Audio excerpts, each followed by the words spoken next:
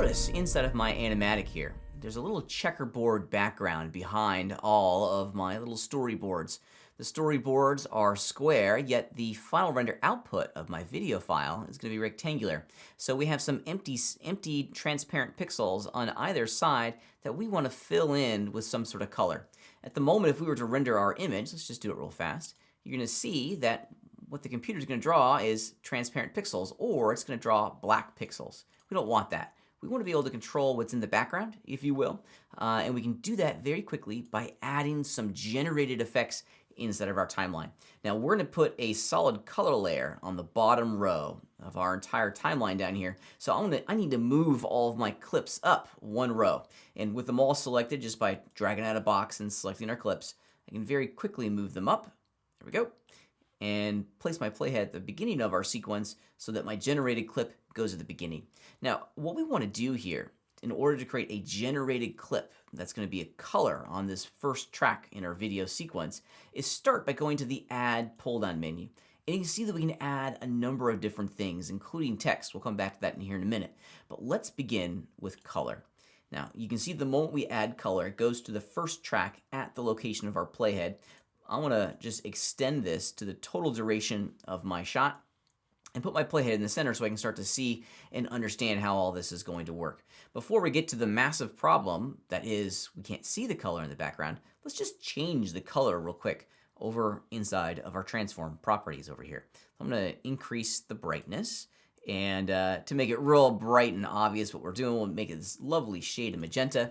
That way it's real clear to you when we've successfully accomplished the solution to our next problem, which is getting us to see that image, this magenta color behind my image itself. Now there's one small thing that we need to do in here to start blending these layers together, because that's really the big problem right now, is the rendering engine is only looking at this one and it's not understanding that we need to blend this clip to this one down here. We start by clicking on the image inside of our timeline and once again return to our properties panel and specifically look at this blend option. Right now it's set to cross. However, if we change it to alpha over, now it's going to be taking the alpha channel, the transparency information of this clip, and overlaying it on top of this color that we have down here at the bottom. Now we need to do that for all of our clips.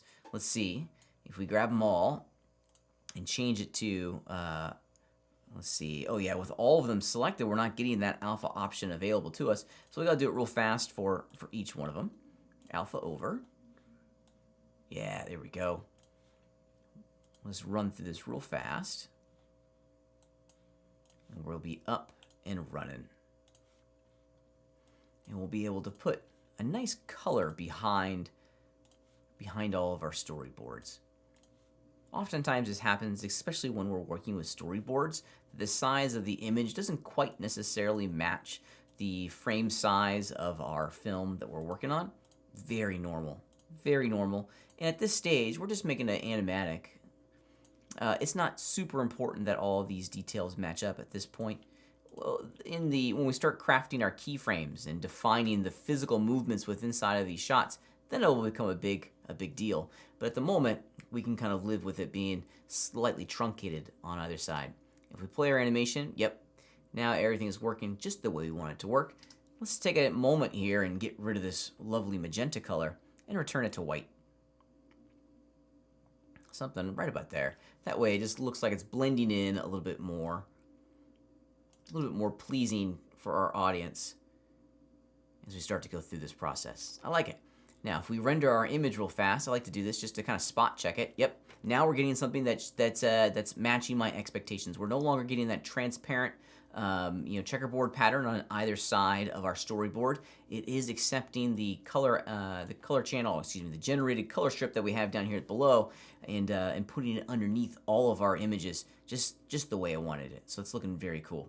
Now, in addition to working with these generated color effects, check it out. We can also add small little text effects as well. So if you want, this is kind of fun, you can start to, let's just do maybe a title in here. This is kind of neat. Now with the effects strip selected, we have some options down here. Most of the stuff is just kind of styling stuff. However, this anchor is how we can quickly go in. Ooh, let's make the color black. That way we can see it. Here it is. Yeah, this layout is going to allow us to choose the location of our text on screen. So I'll let you continue to play with that if you'd like.